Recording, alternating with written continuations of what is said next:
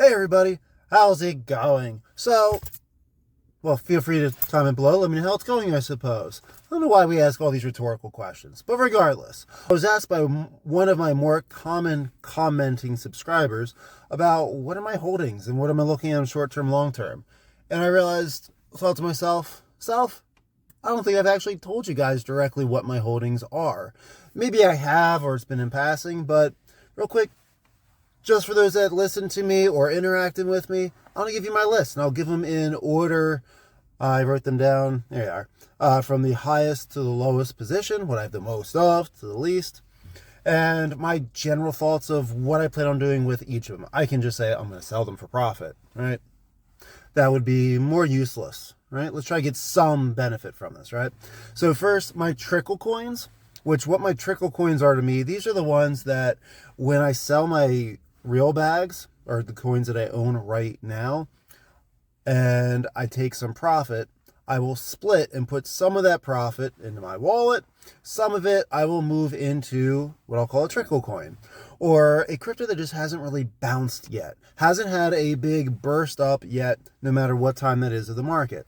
And I've got a couple of them that, they're essentially my watch list, that let's say the next time I sell a part of my H-bar bag, which I believe is around 52 cents, I'll take probably half that profit and bank it, and the other half I will put into one of these crypto. Again, these trickle coins can change depending on the market and what actually has jumped up.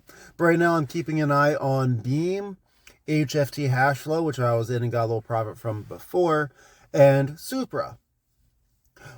I can also always put into any of the coins I already own. I've got no issues DCAing into those. And again, that all depends on what has or hasn't had a big run yet.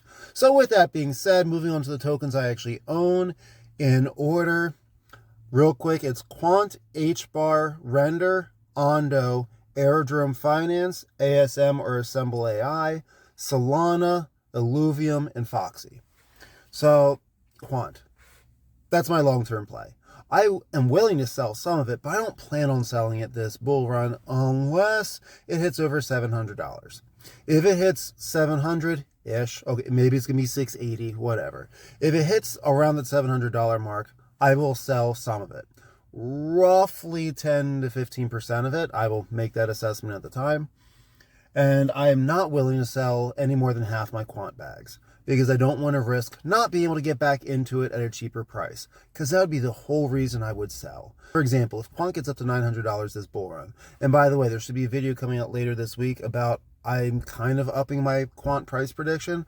I do that. This is actually the first time I'm going to up a price prediction. I'm kind of against it, but we'll talk about why I am. But let's say if it gets to $900 this year, I sell 10 of them, right? Small portion, sell 10 of them.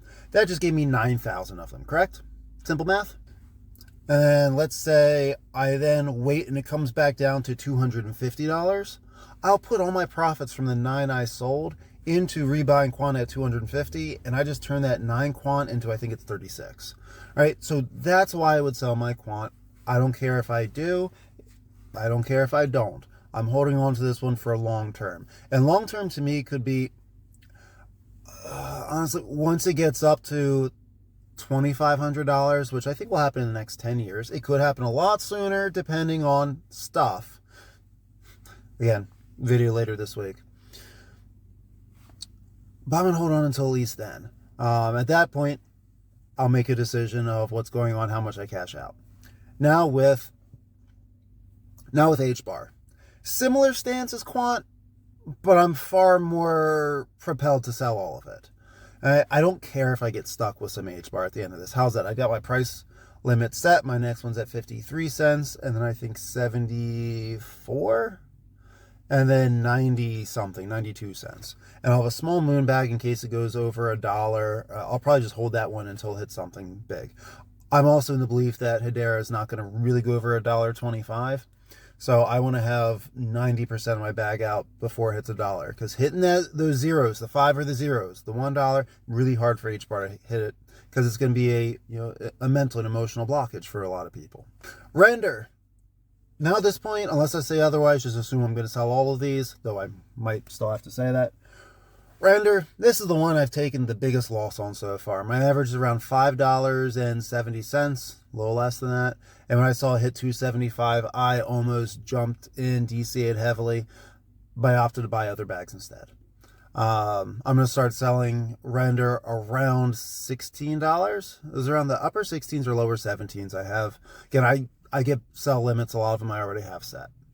I'll have 90% of the Render bag gone by the time it hits $32, and I'll have a little 10% left just to see where the heck it goes. How high of price predictions people have are correct. We'll find out. Ondo. Repeat H-bar. I want to sell all of it. I will do my damnedest to sell all of it, and I will probably get back into it in the bear market, assuming it goes down to a nice, whatever I consider a nice price at the time. But I plan on selling that one fully. If I get stuck with it, quote unquote, like H-bar, I'm okay. It's a great long-term play. It's just not what I plan on using it for. Aerodrome. I want to sell all those motherfuckers. So Aerodrome was my biggest gain of this bull run. Bought not enough at 17 cents, sold it at $2.02, and then eventually I got back into it because I think I can make some more money from it again. But I'm going to sell all of it. Probably pretty early on, because once base starts moving, people join back into Coinbase and Aerodrome goes up. If I see that $2 hit again, that's probably going to be like at least 33% of my bag. I plan on being fully out of Aerodrome. I think I had a march around like 325, and I'll have a small bag in case it just keeps going up. The inflation on it is going to keep it controlled. But Aerodrome is one that during the bear market I'm likely going to farm. I'll talk more about that in upcoming videos about my current plan for the bear market. Again, unless that changes, that's what I'm looking at for Aerodrome. ASM, Assemble AI. I just like this little AI agent play. I've got no clue how well it's going to do. It's supported and used by Binance, which is who owns CoinMarketCap, and ASM just collects a bunch of crypto data and makes articles, charts, and graphs about it. What does CoinMarketCap do? I plan on selling all of it. I'll DCA, or more so, I will trickle token this one up until about 6 cents, and then I'm done. But this one will all get sold in because I'm not confident it's going to survive. I'm not confident it's going to survive the bear market the way that it is now, but that's a whole other discussion. Solana. I bought this one just as a trade. When I started seeing that thing crash around 150, bought some, DC'd a little bit at like 128, something around there. My whole goal for that one was to swing trade it. I am incredibly confident. Unless I'm wrong about if the bear market's here and we're done a bull run, then none of this actually matters. Don't think that's the case. But when it gets back up to, I had a limit for this one too. I want to say it was around 220. I'm going to sell the Solana, take my 50% profit and trickle it into something else. Illuvium. That's my gamble play.